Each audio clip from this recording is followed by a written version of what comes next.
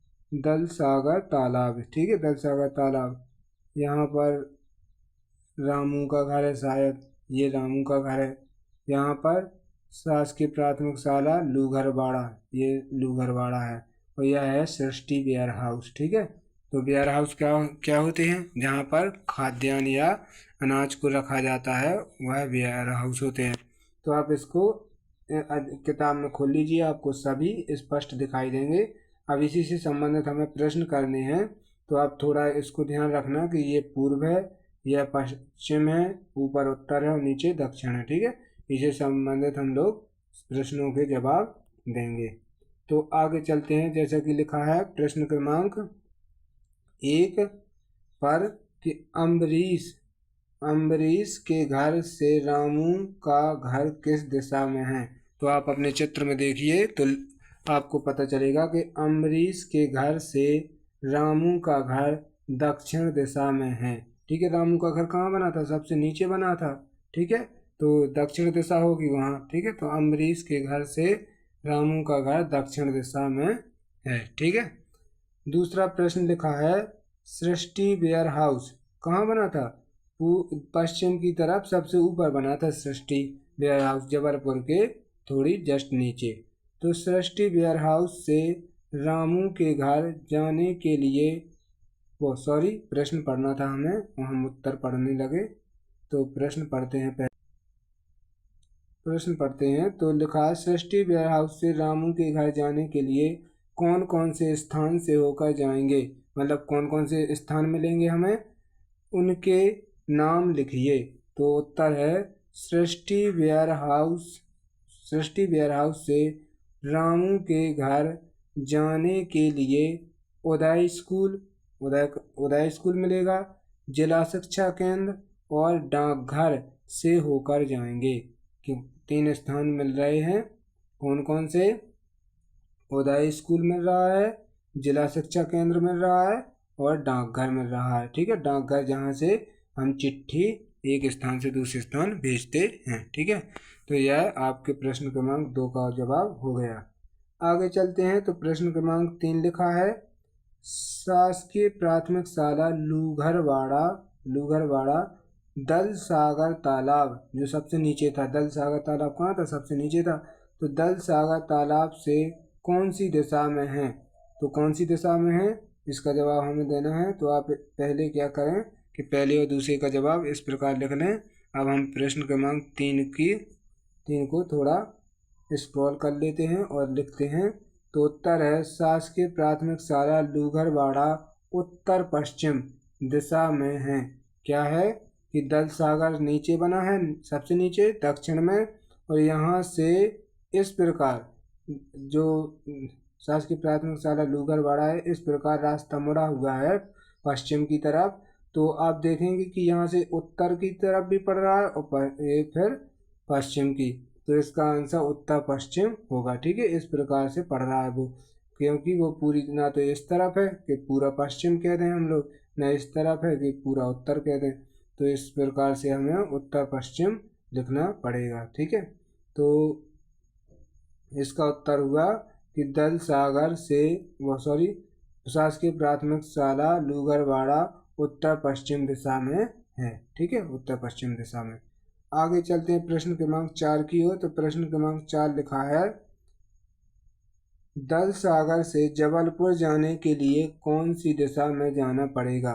तो आप बिल्कुल चित्र देखिए, तो नीचे है दल सागर और उसी के ऊपर है जबलपुर, ठीक है। तो उत्तर होगा दल सागर से जबलपुर जाने के लिए उत्तर दिशा में जाना पड़ेगा। किस दिशा में जाना पड़ेगा, उत्तर दिशा में। तो उत्तर दिशा ऊपर की तरफ, जैसा कि चित्र में दर्शाया भी गया है तीर के निशान द्वारा। आगे चलते हैं, तो आगे है आपका प्रश्न 5, जिला शिक्षा केंद्र से सृष्टि वेयर हाउस किस दिशा में है। जिला शिक्षा केंद्र है पूर्व दिशा में और सृष्टि वेयर हाउस है पश्चिम दिशा में। तो आप इसको लिख लीजिए, जिला शिक्षा केंद्र से सृष्टि वेयर हाउस पश्चिम दिशा में है, ठीक है। तो इसको भी आप जवाब के रूप में लिख सकते हैं। और चित्र को जरूर देखें ताकि परीक्षा में अगर चित्र आ जाता है तो आप उसको आसानी से हल कर लें। ठीक है, अब नीचे प्रोजेक्ट कार्य हैं तो आप इसको अपने खुद से करेंगे कि जैसे कि शिक्षक बड़ों की सहायता से अपने क्षेत्र की ऐतिहासिक जानकारी प्राप्त कीजिए, जैसे स्थल, भवन, पेंटिंग, वस्त्र, फर्नीचर, सिक्के, लकड़ी पर नक्काशी, औजार आदि। अगर आपको यह चीज़ें देखने को मिलती हैं तो आप इनको देख सकते हैं। और अब तो आसानी हो गई है कि अब आप गूगल करके इनकी तस्वीरों को देख सकते हैं। पुराने सिक्कों को यूट्यूब पर भी देख सकते हैं। ठीक है, पुराने जैसे अपन घर बैठे पुराने ऐतिहासिक भवन देखने हैं, कहीं का मंदिर देखना है तो उसे हम वीडियो में आसानी से देख सकते हैं।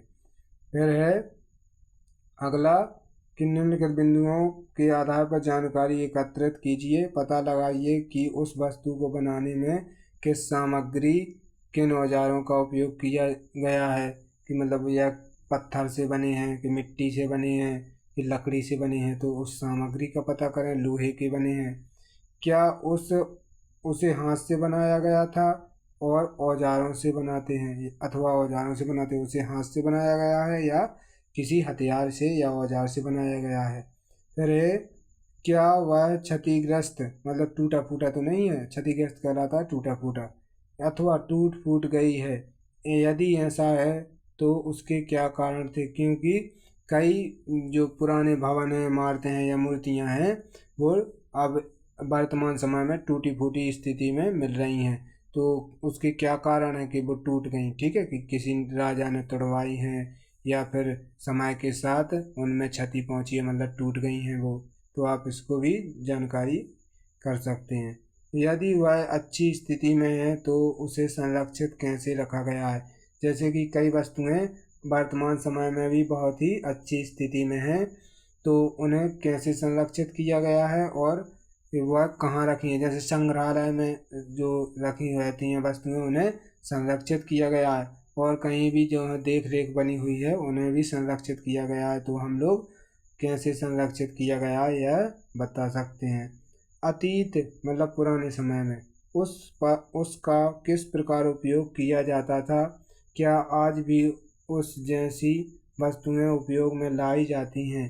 तो इसके बारे में जानकारी एकत्रित करना कि पुराने समय में उसे किस रूप में उपयोग किया जाता था, कि मतलब जैसे मंदिर है तो पूजा के रूप में, महल है तो रहने के रूप में। ठीक है, और भी जैसे मूर्ति है तो पूजा करने के लिए, बावड़ी है तो जल के लिए, तालाब है तो जल के लिए। इस प्रकार से हम लोग उसका उपयोग बता सकते हैं। क्या आज भी उस समय जैसी वस्तुएं काम में लाई जाती हैं, तो यह भी कि क्या उस प्रकार की वस्तुएं अभी मिल रही हैं कि नहीं मिल रही हैं। चित्र और फोटो चिपकाइए। तो अगर आपको कहीं से इसके चित्र मिलते हैं तो आप इनको भी देख सकते हैं एवं एक कहीं अपनी वर्क बुक में लगा सकते हैं। ठीक है, तो इस प्रकार आपका यह पाठ पूरा होता है, बोलती इमारतें। और बहुत ही प्यारा पाठ था, मुझे भी यह पढ़कर बहुत अच्छा लगा और पर्याप्त जानकारियाँ मिली। ठीक है, और आपको यह पाठ कैसा लगा यह आप बता सकते हैं कमेंट बॉक्स में। और अगर आप चैनल पर नए हैं तो चैनल को सब्सक्राइब जरूर कर लें। Thank you very much.